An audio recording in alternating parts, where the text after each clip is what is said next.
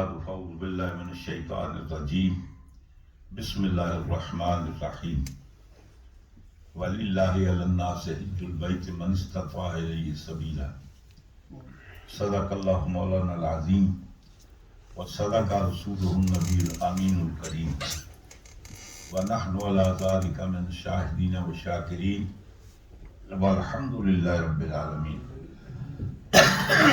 سبھی حضرات حضور کی بارگاہ میں سوشی پڑھیں۔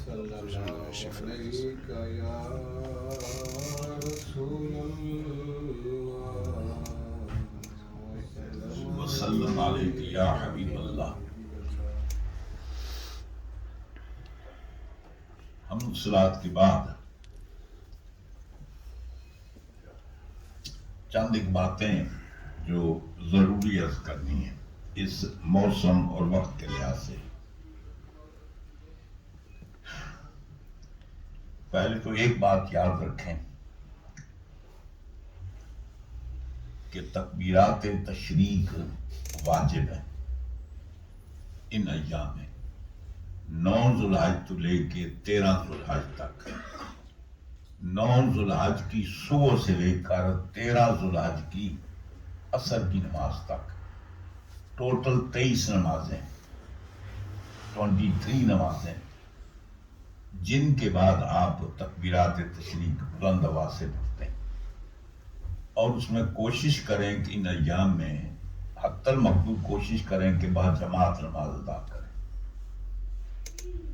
اگر باجماعت ادا نہ بھی کریں تو بھی آپ اگر کسی وجہ سے مسجد میں نہیں آ سکتے، گھر میں اکیلے پڑھتے ہیں، تو بھی تکبیرات تشریق پڑھنی چاہیے۔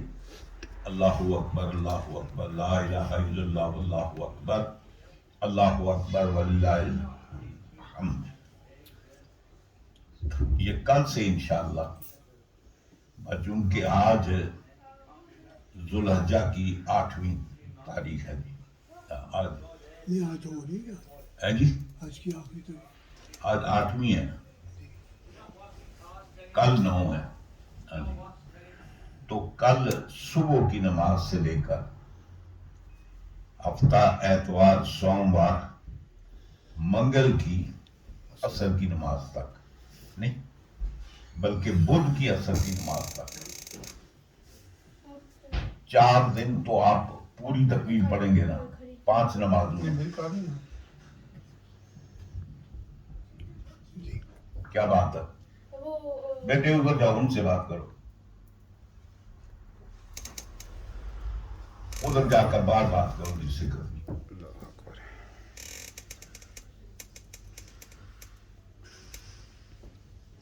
بہرحال یعنی 9 10 11 12 اور 13 یعنی 12 تک تو 5 نمازوں میں، 13ویں تاریخ کو صبح اور زور اور عصر تک جی، مغرب عشاء میں نہیں، 23 نمازوں میں آپ نے تکبیرات تشریق پڑھنی ہے، یہ واجب ہے، ان کا خیال کرنا چاہیے۔ اور انہی کو شرعی نقطہ نگاہ سے ایام تشریق بھی کہتے ہیں۔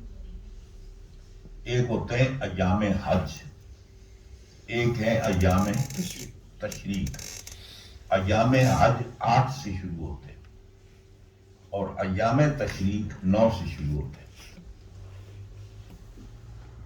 دوسری بات رہے گی کہ اس موقع پر قربانی ادا کی جاتی ہے۔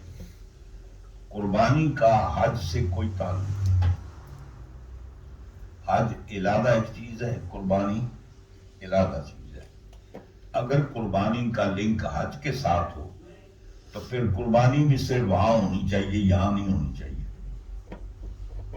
آپ حج کریں نہ کریں، صاحب ثروت ہیں تو آپ جہاں کہیں بھی ہوں قربانی آپ کو دینی پڑے گی۔ اس کا مطلب ہے آپ حج تو نہیں کر رہے، قربانی دے رہے ہیں، تو اس کا مطلب یہ ہے کہ قربانی کا حج کے ساتھ کوئی تعلق نہیں، نمبر 1۔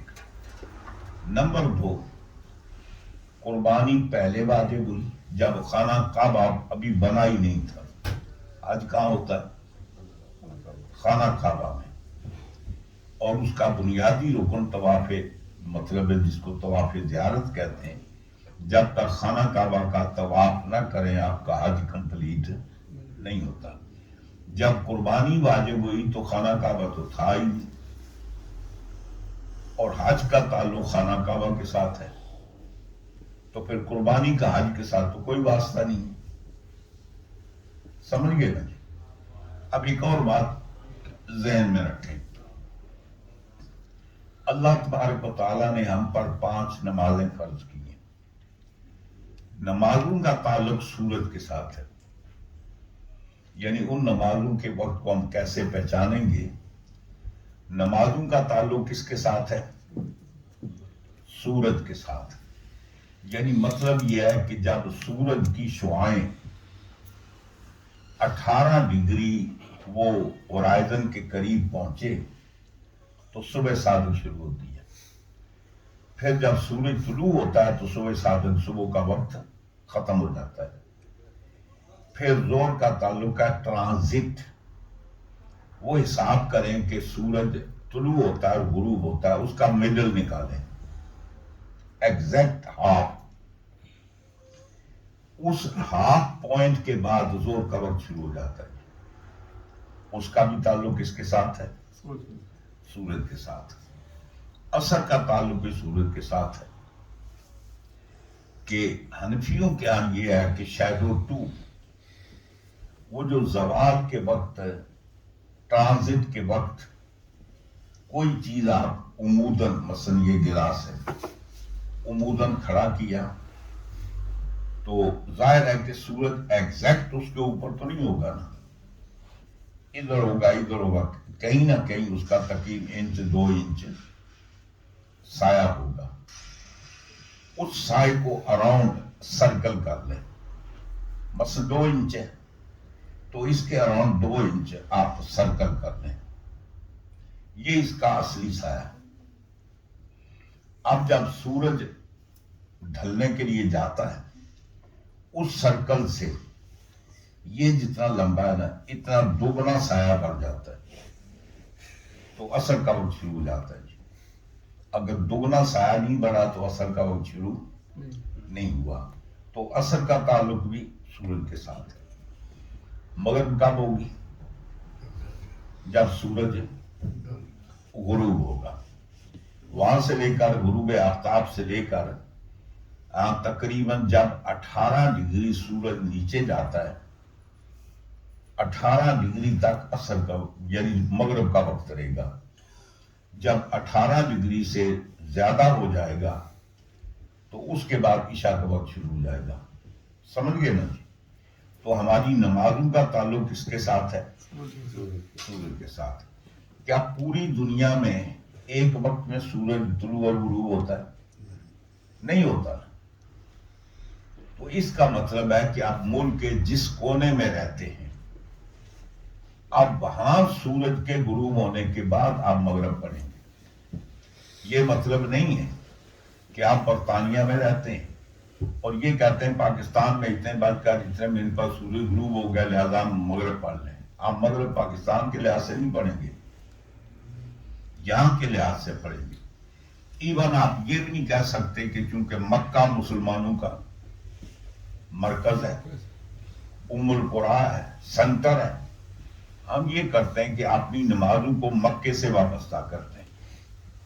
جب وہاں صبح کی نماز ہوگی تو ہم صبح پڑھیں گے، جب وہاں زور ہوگی تو ہم زور پڑھیں گے، وہاں عصر ہوگی تو عصر. ایسے کر سکتے. ہمارا تعلق سورج کے ساتھ ہے، مکے کے ساتھ نہیں ہے.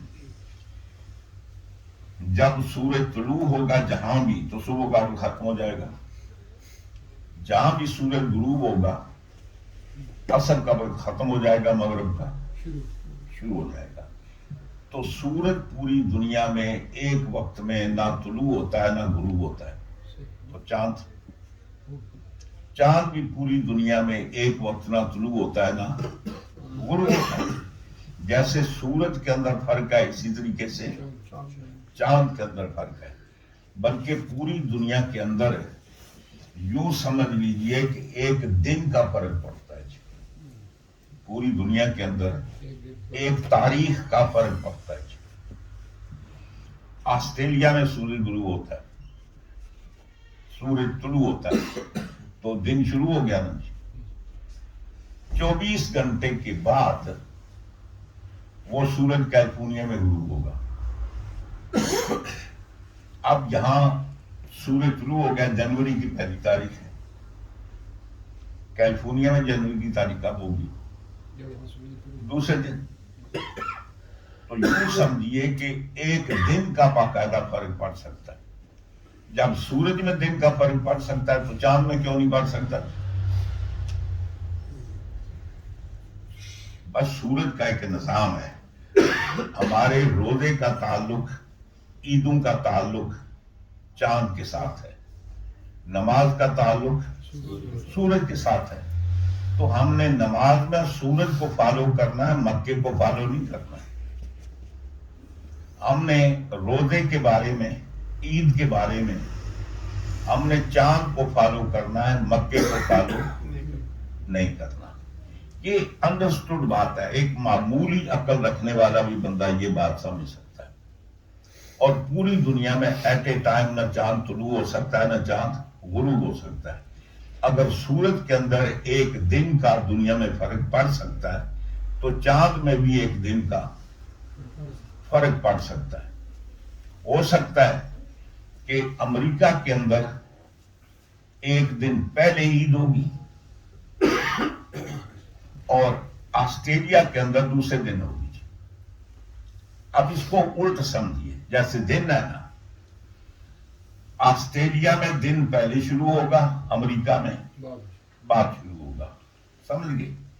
چاند کی تاریخ امریکہ میں پہلے ہوگی، آسٹریلیا میں دوسرے دن ہوگی. چونکہ دن کا تعلق طلوع سے ہے اور چاند کا تعلق غروب سے ہے. تو طلوع مشرق سے ہوتا ہے، غروب مغرب میں ہوتا ہے. جس کا تعلق طلوع سے ہے وہ مشرق سے شروع ہوتا ہے، جس کا تعلق غروب سے ہے وہ مغرب سے شروع ہوتا ہے.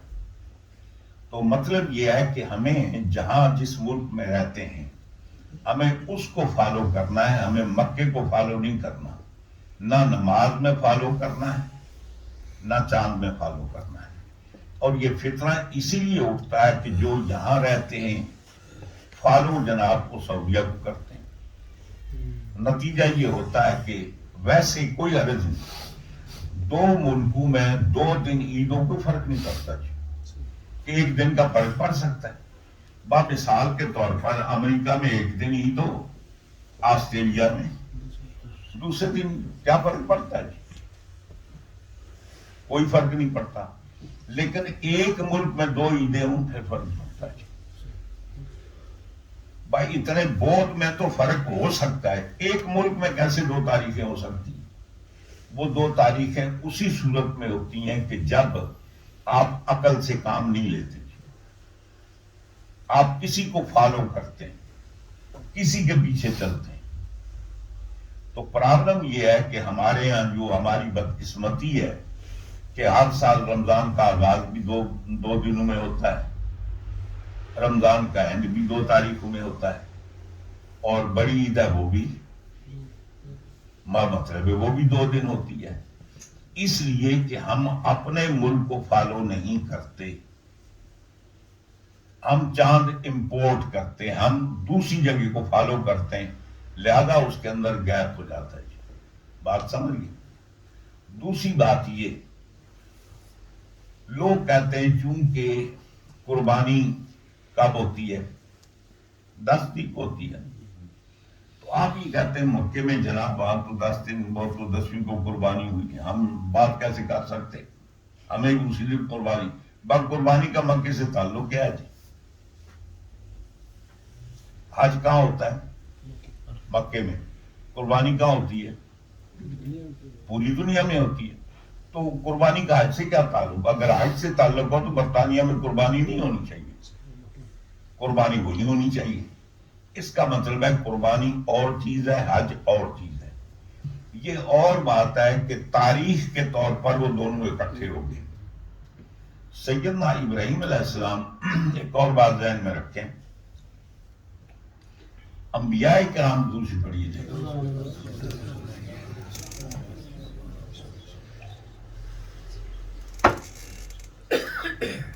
خواب ہم بھی دیکھتے ہیں, نبیوں نے بھی خواب دیکھے, خواب میں بھی دیکھتا ہوں, خواب آپ بھی دیکھتے ہیں, خواب نبیوں نے بھی دیکھے. میرا خواب سچا بھی ہو سکتا ہے, جھوٹا بھی ہو سکتا ہے. خواب کی 3 حیثیات ہیں. جو ہم خواب دیکھتے ہیں وہ ریئل خواب بھی ہو سکتا ہے اور ریفلیکشن بھی ہو سکتی ہے. ریفلیکشن اس کو کہتے ہیں, مثال کے طور پر دن کو ایک بات کے بارے میں سارا دن سوچتے رہتے ہیں. یعنی آپ مطلب آپ کو دکان خریدنا چاہتے ہیں, آپ کو کاروبار کرنا چاہتے ہیں, پورے دن آپ یہ منصوبہ بناتے ہیں. رات کو خواب میں دیکھتے ہیں آپ دکان خرید رہے ہیں, آپ بزنس کر رہے ہیں. اس کا مطلب یہ ہے کہ وہ خواب نہیں ہے, وہ آپ کے اندر جو پورے دن بھر خیال تھا نا, وہ رات کو آپ کو خواب کی صورت میں نظر آتا ہے. اس کو ریفلیکشن کہتے ہیں.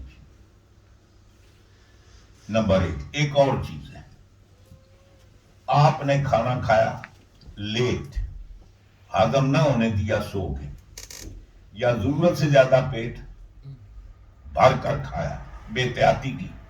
جب رات کو سوتے ہیں تو اس کے بخارات جو ہیں وہ ذہن کی طرف جاتے ہیں.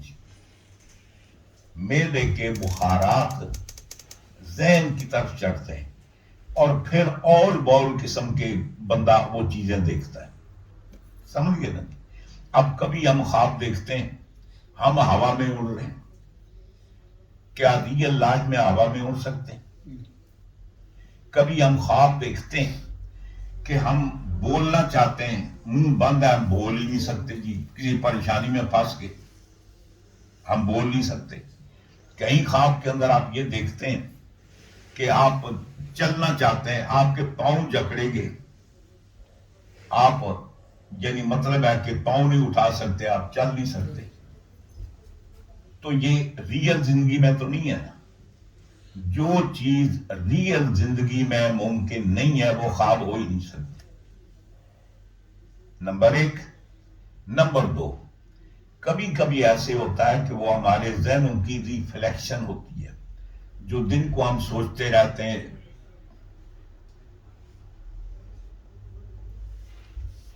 یہ ذرا اس کو یاد نہ رہو کہ جاؤ.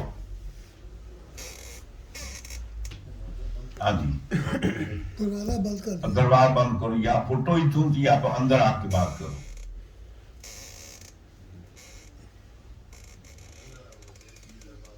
ہاں جی,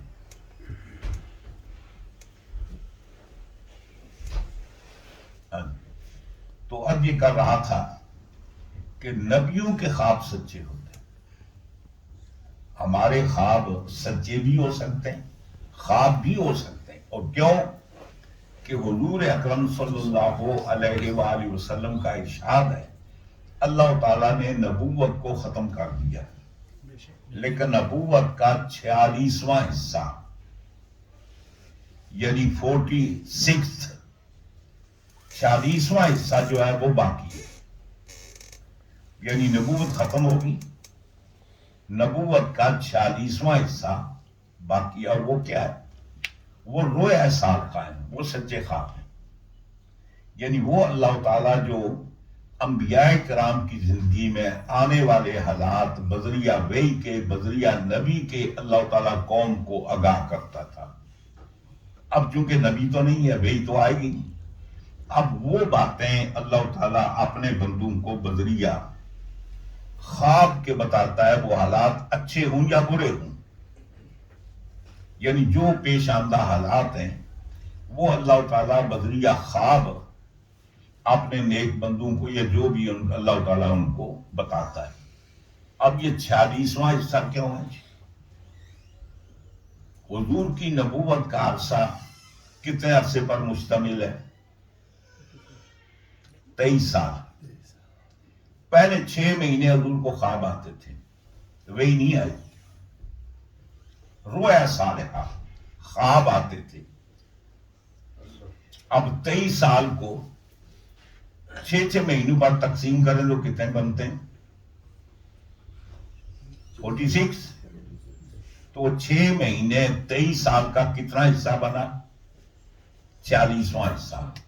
وہ 6 مہینے چونکہ حضور کو خواب آتے رہے تو فرمایا کہ وہ خواب باقی ہیں، وہی کا سلسلہ منقطع ہو گیا. اب حضور کے بعد کوئی نبی نہیں ہے، کسی پر وہی نہیں آئے گی.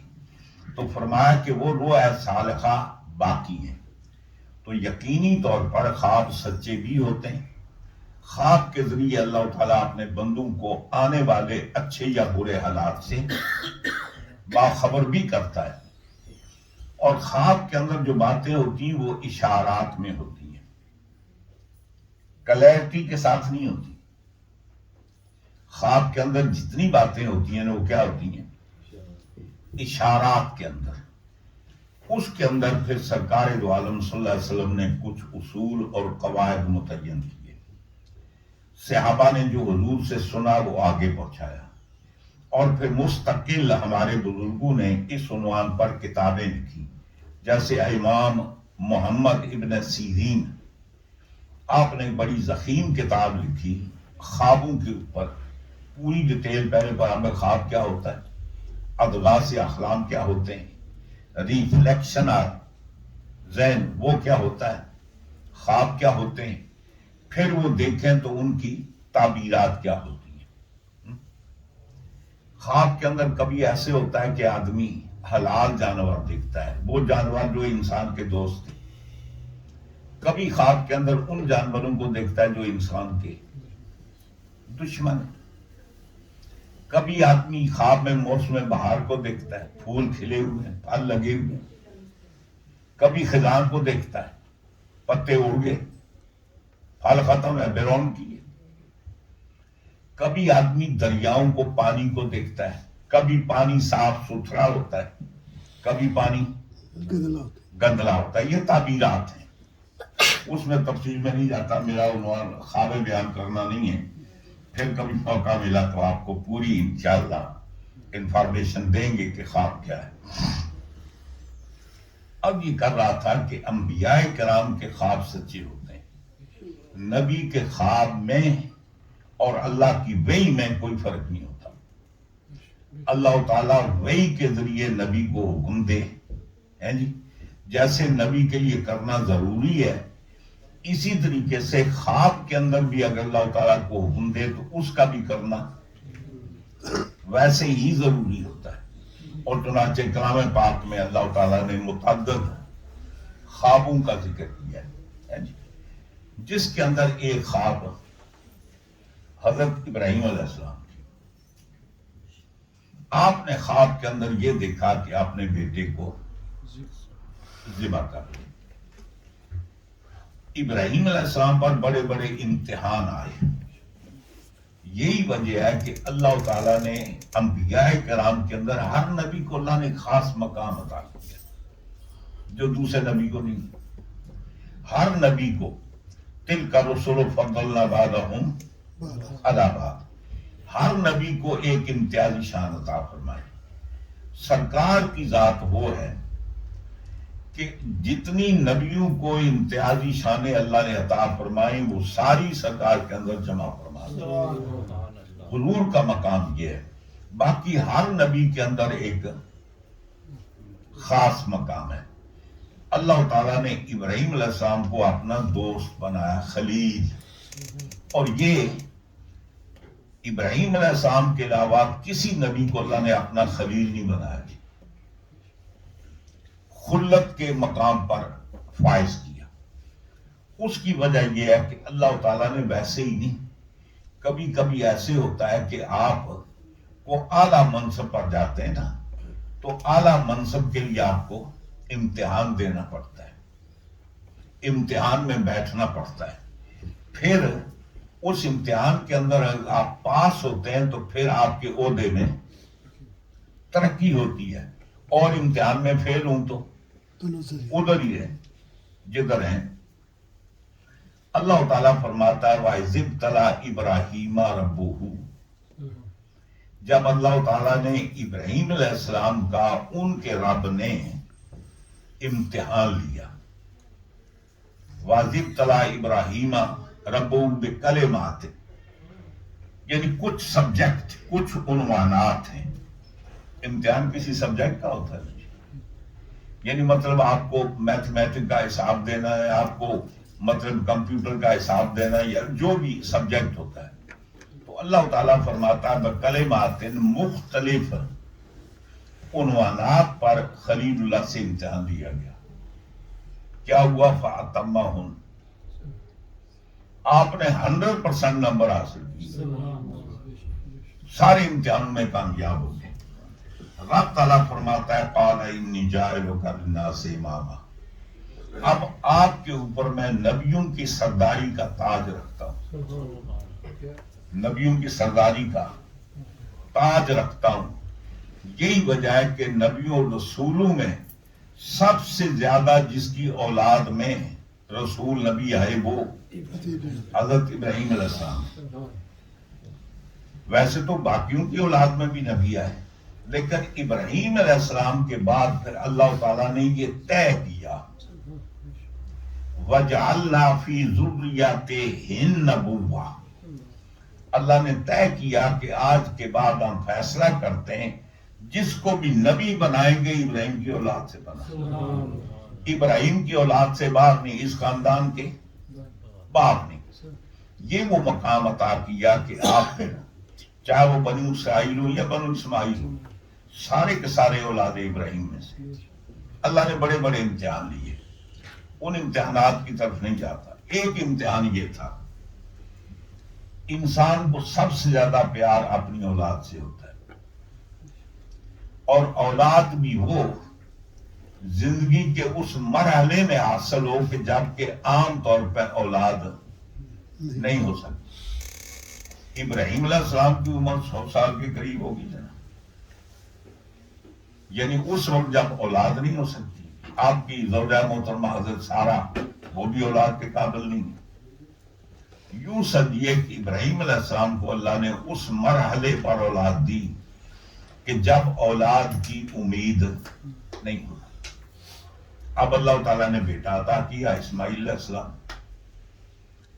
ظاہر بات ہے جب ایک بڑی تمناؤں کے بعد کوئی چیز آپ کو ملے تو آپ اس سے بڑا پیار ہوتا ہے، محبت ہوتی ہے. تو فطری بات ہے کہ ہر باپ کو اپنے بیٹے اولاد سے محبت ہوتی ہے، اور پھر جب بیٹا اللہ تعالیٰ عطا فرمائے اس وقت کہ جب امید نہ ہو تو پھر زیادہ ہی پیار ہوتا ہے، محبت ہوتی ہے. فرشتوں نے اللہ تعالیٰ کی بارگاہ میں ابراہیم علیہ السلام کی شکایت کی. ابراہیم علیہ السلام کی شکایت کی، اور ایسی کوئی بات نہیں، اوبجیکشن کرنا یہ کوئی جرم نہیں ہے. کسی بڑی ہستی کی بات پر بھی اپنی رائے کا اظہار کرنا یہ کوئی جرم نہیں ہے. سب سے بڑی ذات کس کی ہے؟ اللہ کی. اللہ تعالیٰ فرماتا ہے، وہ کہتا ہے وَإِذْ قُلْنَا لِلْمَلَائِكَةِ وَإِذْ قَالَ رَبُّكَ لِلْمَلَائِكَةِ إِنِّي جَاعِلٌ فِي الْأَرْضِ خلیفہ. اللہ تعالیٰ نے فرشتوں سے مشورہ نہیں لیا، انفارمیشن دی کہ میں زمین میں ایک خلیفہ بنانے والا ہوں. اب مشورہ تو نہیں پوچھا تھا، تو پھر فرشتوں نے مشورہ کیوں دیا؟ ان کے دل کی بات تھی، انہوں نے کہہ دی. کرسی اقتدار سب کو پیارا ہوتا ہے. فرشتے آتا جالو فیہا من یفسد فیہا، اے باری تعالیٰ وہ لڑکا بغل میں گنگورا بازار میں، کیا تو ایسے کو زمین پر خلیفہ بنائے گا جو خون بہائے گا؟ فرشتوں نے غلط بات تو نہیں کی، یہ کام ہو رہا ہی ہے نہیں. آتا جالو فیہا من یفسد فیہا ویسفک الدماء، خون بہائیں گے، رات بپا کریں گے. وَنَحْنُ نُسَبِّحُ بِحَمْدِكَ وَنُقَدِّسُ لَكَ، وہ ہم نے تو کبھی غلط کام کیا ہی نہیں، ہم تیرے تابع دار ہیں، تسبیح و تحلیل کرتے ہیں، وہ ہمیں چھوڑ کر موجود کو چھوڑ کر غیر موجود کو موجود کرنا، اللہ نے آبجیکشن کی، پکڑا، سزا دی کہ تم نے اعتراض کیوں کیا؟ اللہ نے سمجھایا ان کو، یعنی اللہ تعالیٰ نے ان کے اعتراض کا ان کو تسلی بخش جواب دیا۔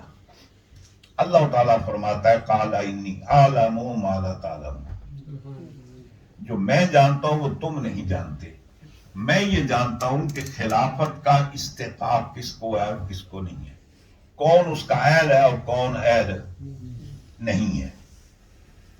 اب اسی بات پر اللہ نے اتفاق نہیں کیا۔ پھر اللہ تعالیٰ نے آدم علیہ السلام کو پیدا کیا، پیدا کرنے کے بعد پھر مقابلے کا امتحان کرایا۔ جب امتحان کرایا سارے فرشتے اجتماعی طور پر فیل ہو گئے، آدم علیہ السلام پاس ہو گئے۔ اب اللہ تعالیٰ فرماتا ہے علم اقل لک، کیا میں نے تمہیں نہیں کہا تھا؟ جو میں جانتا ہوں وہ جو میں نے نہیں کہا تھا، جو میں جانتا ہوں تم نہیں جانتے تھے۔ اب اللہ تعالیٰ نے یہ ان کی تسلی کروائی، اطمینان کروایا، کوئی زبردستی نہیں بات تھوپی، خدا ہو کر بھی وہ دلائل سے بات کرتا ہے، زبردستی کسی پر اپنی مرضی کو نہیں تھوپتا۔ اللہ نے قرآن میں اپنی توحید کے دلائل بیان کیے، زبردستی نہیں کیا، منو نہیں تھے، کبھی کبھی رو بھی ڈالنا پڑتا ہے۔ وہ بنی اسرائیل گئے تھے نا، اللہ تعالیٰ بتاتا ہے بارہ پارا پوٹا کو تور، اللہ نے پورے تور کو اوپر اٹھا تو سب مندے ہو یا نہیں، کبھی کبھی ڈنڈا بھی چلانا پڑتا ہے نہیں۔ وہ ہمارے علاقے میں ایک مولوی صاحب تھے، اللہ تعالیٰ ان کی بخشش کرے، مولانا عبداللہ صاحب سے ہوئی، یہ گجر برادری سے ان کا تعلق، سیاق کے رہنے والے، گڈیال میں وہ خطیب تھے، دیوبند کے فارغ تھے۔ تو وہ کبھی کبھی تقریر کرتے کہتے عرشو ٹلیاں 4 کتاباں تے 5واں ٹلیا ڈنڈا۔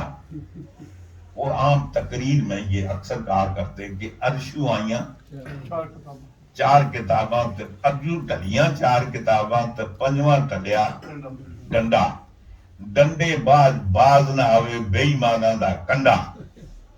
کہتے ہیں کہ ڈنڈے کی بھی ضرورت ہے۔ اللہ نے موسیٰ علیہ السلام کو تورات بھی تھی، ساتھ عصا بھی دیا تھا۔ بہرحال بات لمبی نہ ہو جائے، اب یہ کہا رہا تھا کہ فرشتوں نے اللہ تعالیٰ کی بارگاہ میں یہ اعتراض کیا، اے باری تعالیٰ تو کہتا ہے یہ تیرا خلیل ہے جی، تیرا دوست ہے، خلیل ہے، اس کو بھی دعویٰ ہے کہ یہ تیرا خلیل ہے، تیرا دوست ہے۔ کمال کی بات ہے یہ ہر وقت تو بیٹے سے پیار کرتا رہتا ہے، اب پہلے خلیل ہوگا اور نہیں، اب تو اس کو تیری بنسبت بیٹے سے زیادہ پیار ہے۔ اب فرشتے ظاہر کو دیکھ رہے تھے، ظاہری عمل کو، باطن کو نہیں جانتے تھے۔ اللہ تعالیٰ جانتا تھا کہ خلیل میرا ہو اور میرے سوا کسی سے پیار کرے، زیادہ ایسے تو نہیں ہو سکتا۔ اللہ نے اولاد سے پیار کرنے سے منع تو نہیں کیا جی، اللہ نے نبی سے پیار کرنے کو منع تو نہیں کیا۔ اس کا مطلب نہیں ہے کہ تم کسی سے پیار نہ کرو، اللہ صرف یہ کہتا ہے کہ خدا سے مجھے مانو، میرے سوا کسی کے سامنے سر نہ جھکاؤ، عبادت نہ کرو۔ بہر صورت رب تعالیٰ نے فرشتوں کو بتانے کے لیے ابراہیم علیہ السلام کو خواب دکھایا کہ آپ خواب میں دیکھتے ہیں کہ اپنے بیٹے کو آپ ذبح کر رہے ہیں۔ اب بیٹا بھی وہ جو عمر کے آخری حصے میں ملا جی، اب شام میں آپ رہ رہے ہیں، فوری طور پر خواب دیکھا تو مکہ مکرمہ میں گھر گئے، بیٹے کو لیا، تفصیلات میں نہیں جاتا، بیٹے کو لیا مینا میں لے کے ذبح کرنے کے لیے۔ بیٹے کو جو کرنا تھا انہوں نے کیا، اللہ تعالیٰ کا جو کام تھا وہ اللہ نے کیا۔ عید پر انشاءاللہ یہ باقی باتیں آپ کو بتاؤں گا، عرض کروں گا، بڑی قدرت ہے۔ نتیجہ یہ ہوا کہ ابراہیم علیہ السلام نے بیٹے کی قربانی دی. رب تعالیٰ نے فرمایا وَتَرَكْنَا، اس کو ہم نے آنے والوں کے لیے بھی لازمی قرار دیا قربانی کو. یہ اور بات ہے کہ اسماعیل ذبح ہوئے، دمبا ذبح ہوا، تو فرمایا چلو یہ تو ابراہیم تو انہوں نے تو کر دیا تھا نا، انہوں نے تو کر دیا تھا، تم تو بیٹا ذبح نہیں کر سکتے. البتہ تمہاری سہولت کے لیے ہم نے اسماعیل کو ذبح نہیں ہونے دیا، دمبے کو ذبح کرا دیا، تو تم بھی دمبے ذبح کرنا. تو قربانی اس وقت واجب ہوئی. کھانا کا وقت تھا، وہاں تو تھا ہی نہیں، وہ تو مریا میٹ ہو چکا تھا. جب اسماعیل علیہ السلام جوان ہوئے، پھر ابراہیم علیہ السلام مکے میں آئے، وہ شادی شدہ بال بچے دار ہو گئے. رب تعالیٰ نے حکم دیا کہ دونوں باپ بیٹا مل کر میرا گھر تعمیر کرو. پوچھا کہ کہاں کرے؟ جبریل کو بھیجا کہ ان کو بتاؤ کہ خانہ کعبہ جو آدم علیہ السلام کے دور میں انہوں نے تعمیر کیا یا جو فرشتوں نے کیا تھا، اس کی حدود یہ. جبریل سے کہا تم جا کر نشاندہی کرو اور ان بنیادوں پر یہ باپ بیٹا مل کر خانہ کعبہ تعمیر کریں گے. وَإِذْ يَرْفَعُ إِبْرَاهِيمُ الْقَوَاعِدَ مِنَ الْبَيْتِ وَإِسْمَاعِيلُ، یعنی جب باپ بیٹے نے مل کے خانہ کعبہ کی بنیادیں بلند کی، انہی بنیادوں پر ابھارا. جب خانہ کعبہ تعمیر ہو گیا تو اللہ تعالیٰ ابراہیم علیہ السلام کو فرماتا ہے فَأَذِّن فِي النَّاسِ بِالْحَجِّ. اب تعمیر ہو گیا نا، اب خلیل تم اعلان کر دو کہ لوگوں کے اندر کہ میرا گھر دیکھنے کے لیے ہے. حج فرض ہو. حج فرض کب ہوا؟ بعد میں. قربانی فرض واجب ہوئی پہلے. قربانی کا حج سے کیا تعلق ہے؟ یہی وجہ ہے کہ حج وہی ہوتا ہے، قربانی دنیا میں ہر جگہ ہو سکتی ہے. تو یہ بندوں کا کہنا ہے چونکہ وہاں 10 تاریخ ہوتی تھی، یہاں بھی 10 تاریخ. بھائی اس 10 تاریخ کا ہماری 10 تاریخ سے کیا تعلق ہے؟ ان کی اپنی 10 تاریخ ہے، ہماری اپنی 10 تاریخ ہے. ان کا آج یوم عرفہ ہے، ہم نے عرفہ تو منانا نہیں ہے، ہمارے لیے کل یوم عرفہ ہے. ان کے لیے سچا جھوٹا جو کچھ بھی ہے کل قربانی کا دن ہے، ہمارے لیے پرسوں کا دن ہے. تو یہ اس کو لنک کرنا اس کے ساتھ یہ مناسب نہیں ہے. تو بہرحال اس میں ایک دو باتیں عرض کرنے کو ختم کرتا ہوں.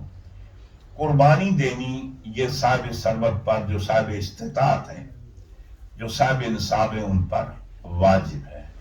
اور میں سمجھتا ہوں کہ بہترین طریقہ قربانی کا یہی ہے کہ آپ اپنی قربانی کے پاکستان میں آپ کا اعزا و اقارب ہے، ان کو پیسے بھیجیں. وہ جانور لے کر آپ ایک قربانی کرنا چاہتے ہیں، 2 کرنا چاہتے ہیں، جو بھی کرنا چاہتے ہیں، فارمیلٹی پوری کریں. ضروری نہیں کہ آپ نے 5 لاکھ کا ہی بکرا لینا ہے. کوشش کریں سستے سے سستا آپ کو ملے گی. آپ نے فارمیلٹی سنت ادا کرنی ہے، آپ کو یہ تھوڑا دکھانا جی. اگر آپ 5 لاکھ خرچ کرنا چاہتے ہیں، آپ کے پاس فالتو پیسے ہیں، تو ایسے کریں نا، وہ 40,000 کا بکرا خرید کر قربانی دیں اور باقی 4,60,000 غریب کو دیں، اس کی مدد کریں. ضائع کیوں کرتے ہیں؟ یہ قربانی فارمیلٹی پوری کرنا ہے. البتہ اس کی شرائط ہیں کہ جو جانور قربانی دیں وہ اندھا نہیں ہونا چاہیے، لنگڑا نہیں ہونا چاہیے، اس کے کان نہیں کٹے ہونے چاہیے، دم نہیں کٹی ہونی چاہیے، وہ بیمار نہیں ہونا چاہیے، ٹھیک ٹھاک ہو. چاہے وہ موٹا تازہ ہو یا کمزور ہو، اس سے کوئی فرق نہیں پڑتا جی. تو بہترین طریقہ یہ ہے کہ اس میں جو اس کی کھال ہے، کھال فری آپ کسی کو دے سکتے ہیں، مسجد میں دے سکتے ہیں، ادارے میں دے سکتے ہیں، اپنے استعمال میں لا سکتے ہیں. لیکن کھال اگر بک جائے پھر اس کے پیسے اپنے اوپر مسجد میں نہیں خرچ کر سکتے. وہ پھر غریبوں کا حق ہے، غریبوں پر آپ کو صدقہ کرنا پڑے گا. تو یہ ساری باتیں فارمیلٹی پاکستان میں پوری ہوتی ہے. یا آپ قربانی دیتے ہیں جناب، وہ آپ نہ سری ملتے نہ کھراوڑے ملتے ہیں جناب، نہ آپ کو کھاد ملتی ہے، قربانی کیسی ہوئی؟ وہ پورا جانور تو آپ کو ملتا ہی نہیں ہے. چلو شریک خرابے سے کوئی فرق نہیں پڑتا، کھال آپ کو ملتی ہے نہیں ملتی نا، تو اب ظاہر ہے کہ اس آپ کی قربانی کا ایک حصہ وہ بیچتے ہیں، تو آپ کی کیسے ہوئی جی؟ یا یہ کریں کہ ان سے پوچھیں کہ ایک کھال کتنے کی بکتی ہے، جو مارکیٹ میں ریٹ ہے وہ اس قربانی سے ایکسٹرا آپ کو پیسے خرچ کرنے پڑیں گے اور وہ کسی غریب مسکین کو دینے پڑیں گے۔ اگر یہ پورا آپ نہیں کرتے پھر دوسری بات بہت ساری کمیاں رہ جاتی ہیں۔ اگر وہ قربانی والا جانور کو ذبح کر سکتا ہے تو خود ذبح کرے، موجود ہو، اس کے پشت پر ہاتھ پھیرے۔ آپ نے کبھی دیکھا ہے؟ آپ گوشت کے لیے لے لیا کریں، قربانی کا ڈھونگ رچانے کی ضرورت نہیں ہے، بچوں کو گوشت موشت کھلانا ہے نا جی، تو لیم لے لیا کریں۔ یا پھر اگر پراپر یہاں کو بندوبست ہے، ایسے سلاطر ہاؤس والے ہیں کہ آپ ان کو نام دیتے ہیں، وہ جانور جب ذبح کرتے ہیں آپ موجود ہوں کوئی بات نہیں، اب پاکستان میں ذبح ہو تو ہم کہاں موجود ہوتے ہیں، موجود نہ ہوں لیکن وہ آپ کا نام لے کر دعا کر کے آپ کے نام پر اس جانور کو ذبح کرے جی۔ اگر یہاں ایسا بندوبست ہے تو اچھی بات ہے، آپ کر سکتے ہیں۔ میں کبھی کبھی یہاں قربانی کراتا ہوں، وہ یہاں ایک ہمارے بزرگ ہیں جناب حاجی عبد القدیر صاحب جی، یہ عالمگڑھ روڈ پر ان کی دکان ہے، وہ خود ذبح کرتے ہیں جی، وہ وہاں جاتے ہیں پوری گاڑی لاد کر بکریوں کی وغیرہ وغیرہ، خود وہاں سے آئی لینڈ میں جاتے ہیں، وہاں سے لے کر آتے ہیں، اور وہ کیا کرتے ہیں کہ جو قربانی کے لیے کہتے ہیں خود ان کی قربانی کو وہ ذبح کرتے ہیں اور بتاتے ہیں کہ فلاں وقت آپ کی قربانی آپ ذبح کر سکتے ہیں، اس سے پہلے نہیں، سمجھ گئے نا؟ تو یہ سارے معاملات ہوتے ہیں۔ اللہ اپنے بھی کے صدقے مجھے اور آپ کو سب کو توفیق خیر عطا فرمائے۔ عید کی نماز انشاءاللہ 9:30 بجے ہوگی، اگر آپ وقت سے پہلے